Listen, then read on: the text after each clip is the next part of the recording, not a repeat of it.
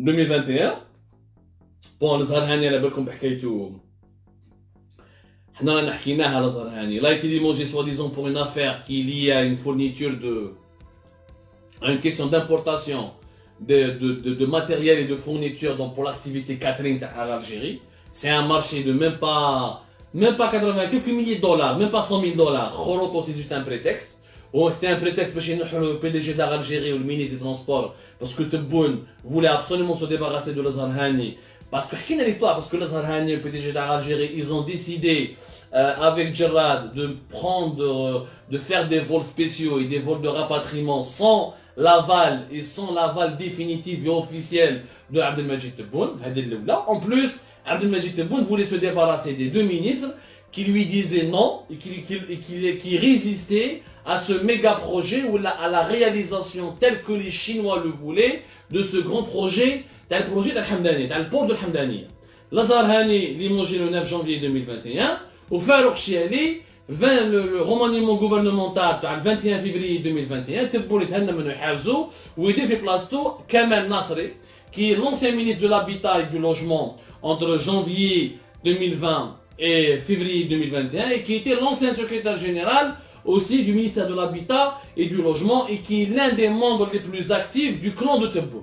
Kamal Nasri qui toutou. C'est son chihuahua, il ne dira ni non ni oui. Ou plutôt il dira ni non ni peut-être. Il va dire uniquement oui au président de la République. Donc Tebboune, il va appliquer ce que Tebboune va lui demander بالحرف الواحد. Bon.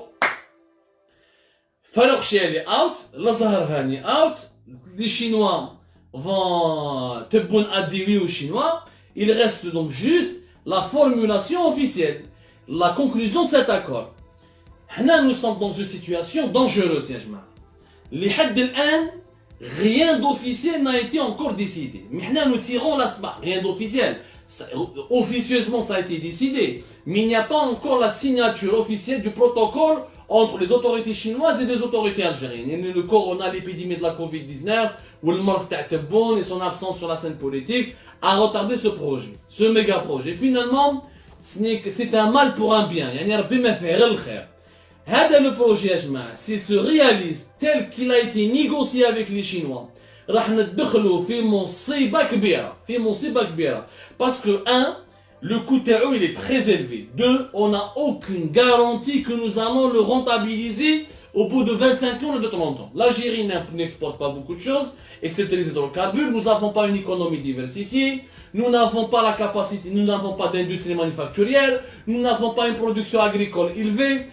Comment rentabiliser le port? Si on n'arrive pas à le rentabiliser, d'abord il y aura une question de souveraineté, l'Algérie ne va pas le gérer, ce sont les Chinois qui vont le réaliser, qui vont l'exploiter, qui vont facturer, qui vont traiter avec les clients. L'Algérie ne pourra assister ou contrôler les entrées des bateaux et les sorties des bateaux. Tout le reste, ce port sera une sorte de colonie chinoise en Algérie.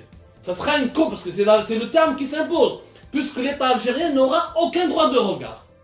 Mais Khayr Sharika qui va l'exploiter, mais il a un droit de regard sur le management, mais il a un droit de regard sur les décideurs, mais il a un droit de regard sur la facturation, ni sur les contrats commerciaux, ni sur les quantités d'argent qui va rentrer ou là qui va sortir. Quand la Chine va récupérer son argent, elle va lui remettre ce port. Et si elle ne récupère pas cet argent, Sri Lanka ou le Monténégro, le port va redevenir une propriété de l'État chinois où là il va rester entre les mains de la Chine jusqu'à ce que l'Algérie puisse le rembourser. C'est hyper dangereux. Sincèrement, ce que Tebboune est en train de faire, c'est pire que Bouteflika. Là, on joue avec la souveraineté nationale.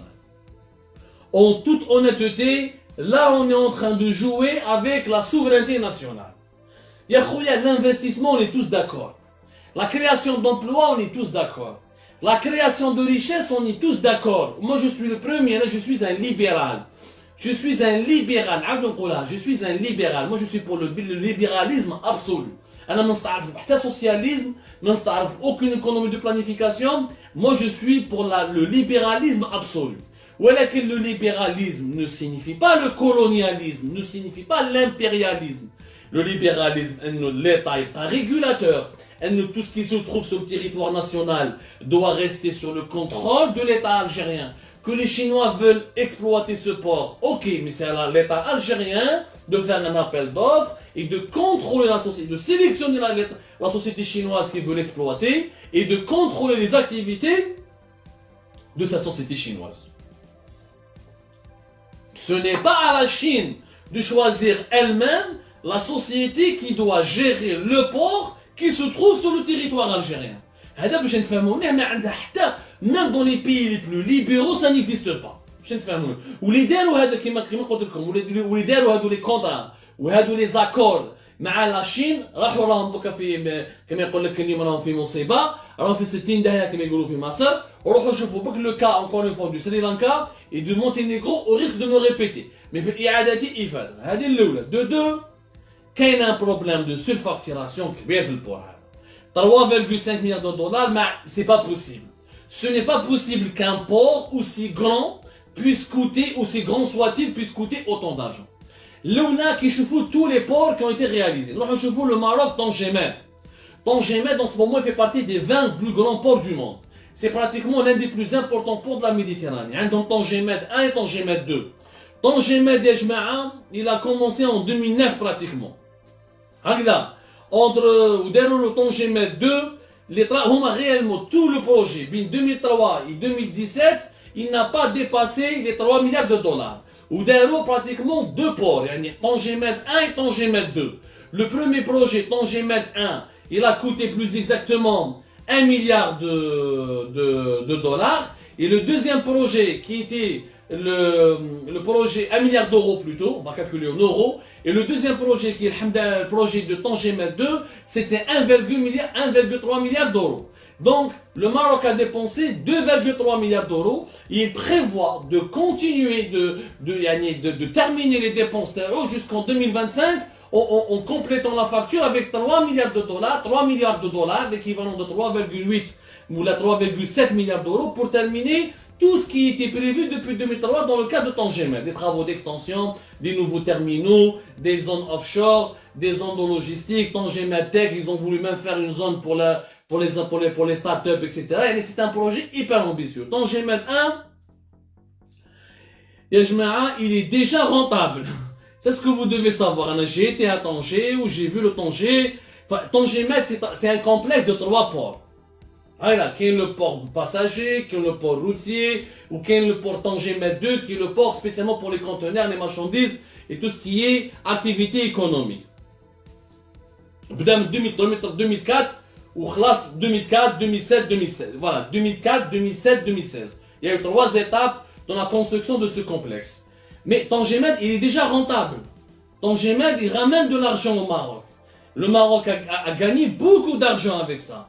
Avec Tangimed, pratiquement, il y a l'objectif de créer jusqu'à 40 000 emplois.